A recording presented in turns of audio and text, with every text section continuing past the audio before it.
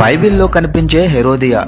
ఈమె ఎవరు అనగా, యేసుక్రీస్తు పుట్టినప్పుడు చిన్నపిల్లలను చంపించిన హెరోదు రాజుకు 3 కుమారులు. మొదటివాడు అర్కేలాయు, రెండవవాడు ఫిలిప్పు, మూడవవాడు హెరోదు ఆంటిపాస్.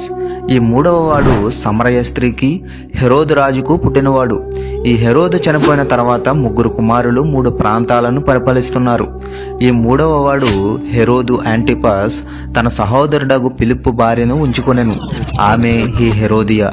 ఈమెకు సలోమి అనే కుమార్తె ఉన్నది. బాప్తిజమిచ్చి యోహాను ఈమెను గూర్చి హెరోదు రాజుతో హెచ్చరించెను.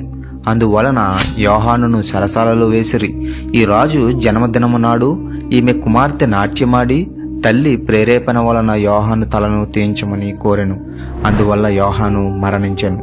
మత్తయి సువార్త 14:3.